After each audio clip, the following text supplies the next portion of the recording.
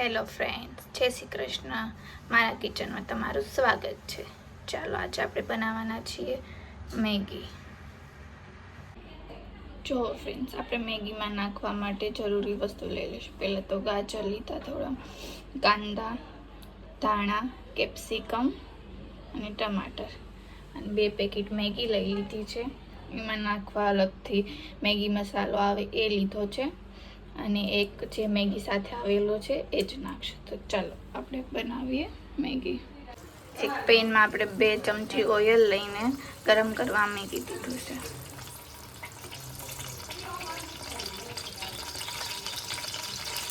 તેમાં નાખી દઈશું કાંદા, ગાજર,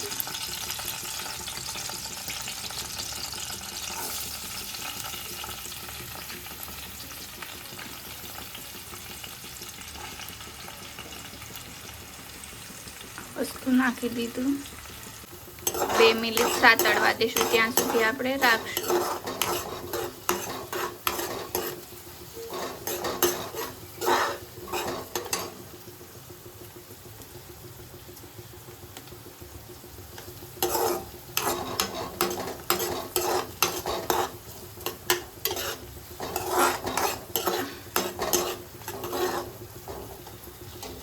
હવે આપણે આમાં નાખશું કેપ્સિકમ,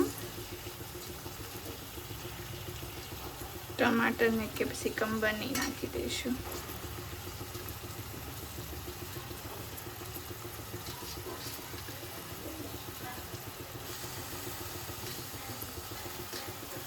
બે મિનિટ સુધી આ બધી વસ્તુને આપણે સાતળવા દઈશું.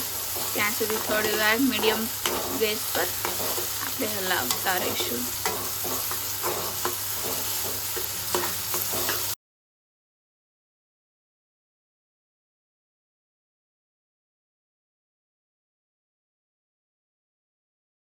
સતળાઈ ગયું છે એટલે હવે આપણે આમાં 1 ચમચી જીરું, 1 ચમચી હળદર અને 1 ચમચી મીઠું નાખી દઈશું. જે મસાલા પૂરતું આજે આપણે મસાલો કર્યો છે એ માટે જ નાખવાનું છે.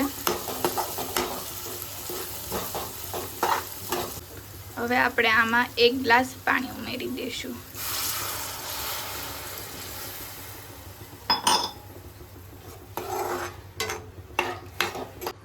પાણી ઉકળવા મૂકે ત્યારે જ આપણે મસાલો નાખી દઈશું મેગીનો.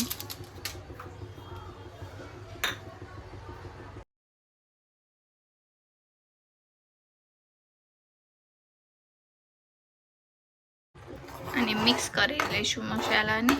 પછી જ્યાં સુધી એક ઉભરો ન આવે ત્યાં સુધી આપણે એને ઉકળવા દઈશું.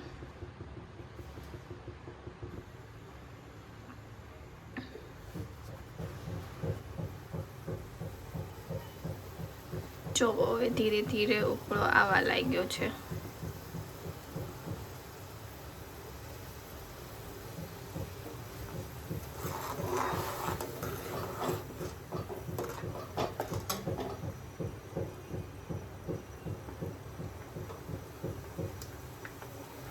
આપણે આની અંદર નાખી દઈશું મેગી.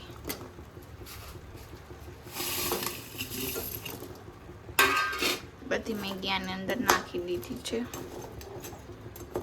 મને વધારે ગ્રેવી વાળી પસંદ છે તો હું આમાં હજુ પાણી નાખી દઈશ. તો મેં 1.5 ગ્લાસ પાણી નાખ્યું પાછું. આને 2-3 મિનિટ સુધી ઉકળવા દઈશું. પહેલાં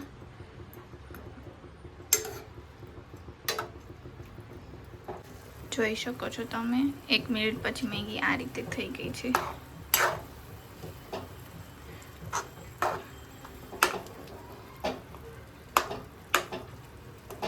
હજી આપણે આને 2 મિનિટ માટે પકાવવા દઈશું.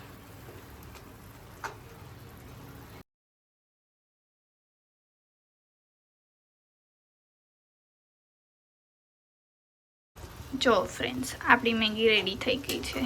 હવે આપણે આમાં ઉપર થોડા ધાણા નાખી દઈશું.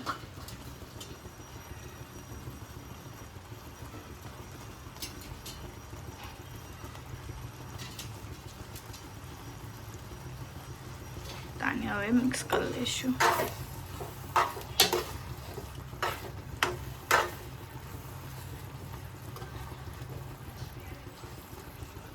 આપણી મેગી રેડી થઈ ગઈ છે, જોઈ શકો છો તમે. તો આપણે આને એક હવે બાઉલમાં કાઢી લઈશું.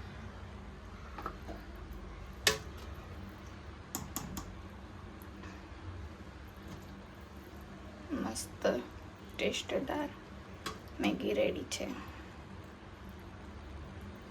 આને તમે નાના બાળકોને ખાવી હોય તો ઉપરથી તમે ચીઝ પણ ઉમેરી શકો છો.